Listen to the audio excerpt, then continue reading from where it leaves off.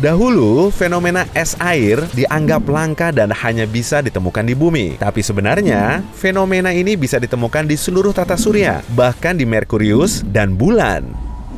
Cincin indah Saturnus adalah sabuk puing luar angkasa yang terbentuk setelah salah satu bulannya hancur.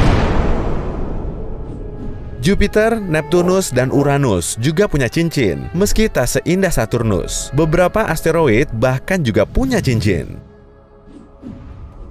Ada 8 planet yang diakui di tata surya, tapi bukti terbaru menunjukkan mungkin ada planet yang ke-9. Kita cuma belum menemukannya.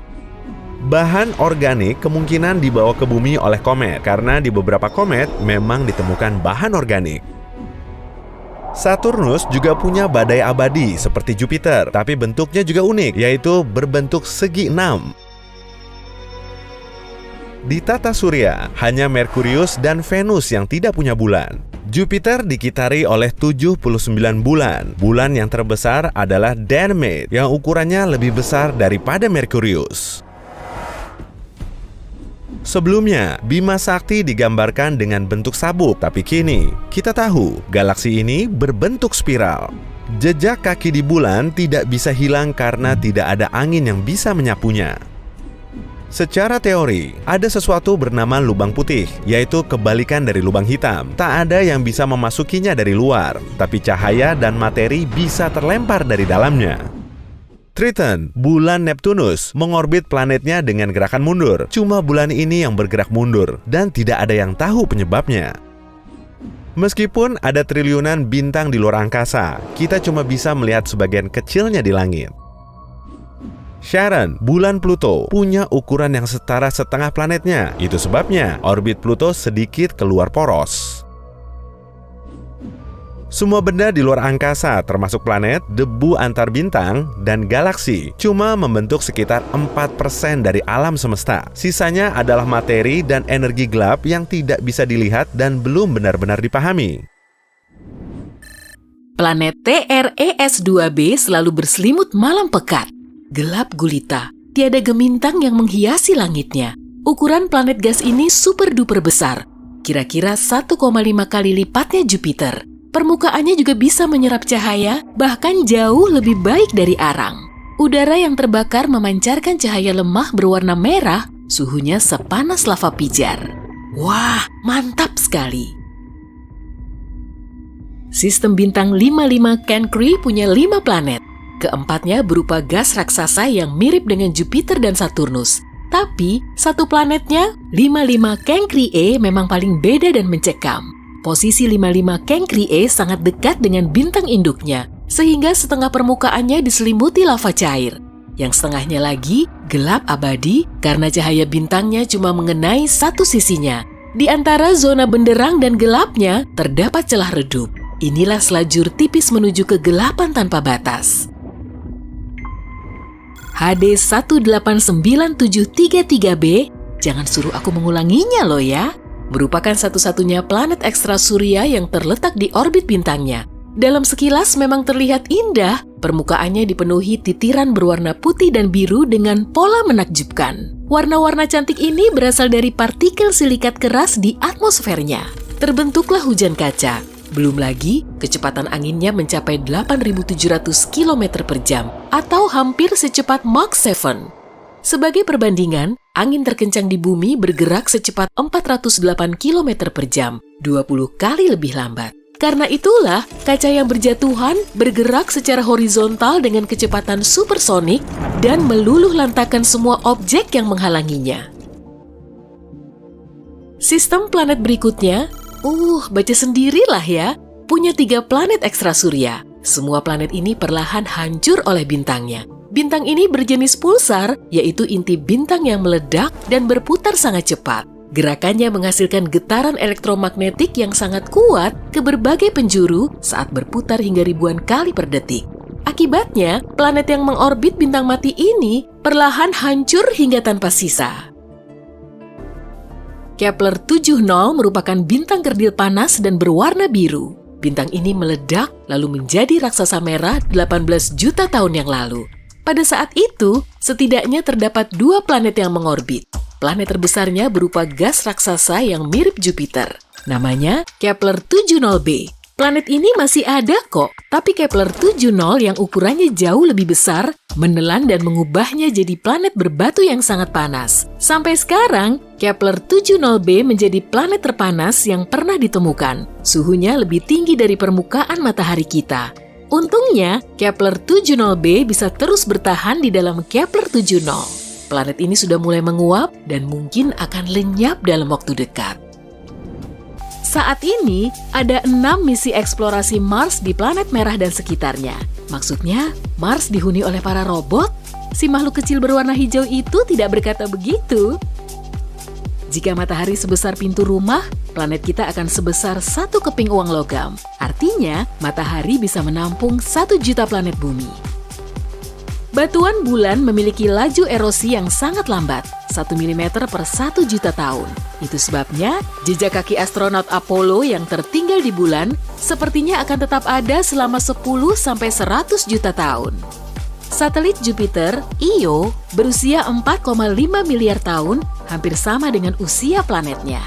Io termasuk sebagian kecil benda langit di tata surya kita yang memiliki gunung berapi aktif. Gunung berapi ini menghasilkan pemandangan spektakuler yang kemudian bisa tertangkap dengan teleskop bumi.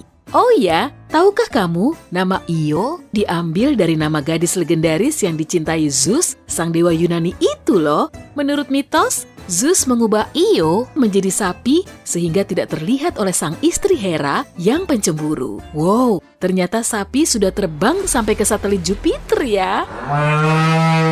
Oh, mungkin kita perlu lonceng sapi juga.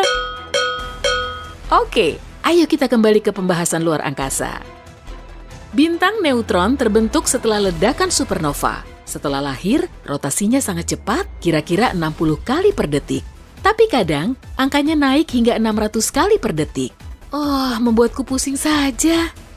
Ruang angkasa seharusnya tidak gelap. Ada bintang di mana-mana. Bukankah seharusnya bintang menerangi sekelilingnya? Bintang tidak terlihat di segala penjuru karena masa hidup beberapa bintang belum cukup lama agar cahayanya sampai ke bumi. Satelit Saturnus lainnya, Iapetus, memiliki 2 nuansa warna unik. Perbedaan di kedua belahannya sungguh menakjubkan, satunya terang dan satunya gelap mencekam. Para ilmuwan belum bisa mengungkap misteri ini. Semua planet di tata surya bisa dibariskan dari bumi ke bulan dengan sedikit celah. Ya, ada banyak celah di ruang angkasa. Saturnus bukan satu-satunya planet yang bercincin. Raksasa gas Uranus, Neptunus, dan Jupiter juga bercincin, tapi tipis dan hampir tak bisa dilihat. NASA dapat mengubah gelombang plasma, gelombang radio, dan medan magnet menjadi trek audio, serta mendeteksi suara di ruang angkasa. Mereka merekam berbagai suara-suara menarik, dari bunyi bip hingga raungan mirip sirene ambulans. Namun demikian, ruang angkasa juga sunyi dan menakutkan. Ada gelombang bunyi dan suara getaran, tapi manusia tidak bisa memahaminya. Inti matahari membentang hingga 25% dari total radiusnya. Gaya gravitasi di dalamnya menghasilkan suhu dan tekanan ekstrem sehingga hidrogen mengalami reaksi fusi menjadi helium. Lapisan ini bersuhu 15 juta derajat Celcius. Semua energinya bergerak menuju zona radiasi. Waktu rata-rata yang diperlukan untuk memindahkan energi dari inti menuju zona konvektif berikutnya selama 170.000 tahun. Di zona ini, gelembung plasma panas melayang-layang menuju permukaan matahari. Dari sini, lapisan kasat mata setebal 483 km berpangkal. Zona gas ini disebut fotosfer, dan suhunya bisa mencapai 5.500 derajat Celcius. Di sini terdapat granula, yaitu sel plasma yang berdiameter 966 km. Pindah ke mahkota matahari yuk. Nah, inilah atmosfer tipis dari matahari. Suhu di sini makin panas saja ya, bisa mencapai 2 juta derajat Celcius. Oke, lebih baik segera pergi dari sini. Merkurius, planet pertama kita. Sebagai planet terkecil dari keempat planet dalam, diameternya 4.800 km di ekuatornya. Merkurius juga merupakan planet terpadat kedua setelah Bumi. Inti Merkurius berupa logam raksasa, ukurannya hampir 85% dari volumenya. Besi di dalamnya paling melimpah di antara planet lain di tata surya kita. Penemuan terbaru menyatakan inti dalam Merkurius kemungkinan padat dan inti luarnya berupa logam cair. Kulit luarnya tersusun atas mantel batuan dan kerak padat. Ketebalannya cuma 400 km. Karena berukuran sangat kecil, Merkurius tidak bisa menahan atmosfernya yang terbuat dari hidrogen dan helium. Jaraknya pun terlalu dekat dengan matahari.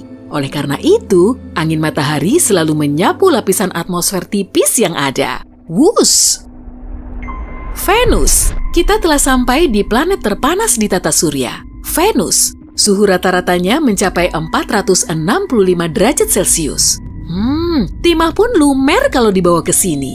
Tekanan di permukaan Venus setara dengan tekanan di bawah air laut pada kedalaman 914 meter kalau di bumi. Inti logamnya setebal 3.900 km, ya kurang lebih sejauh jarak dari Aceh sampai Bali. Lapisan berikutnya yaitu mantel batuan cair. Ketebalannya mencapai 1.930 km. Lapisan dalam Venus tertutup kerak, sebagian besarnya terdiri dari batuan basal. Lapisan ini setebal 10-20 km. Atmosfer di planet ini pekat sekali. Iya, bisa membuat kita bergidik karena 96%-nya terdiri dari karbon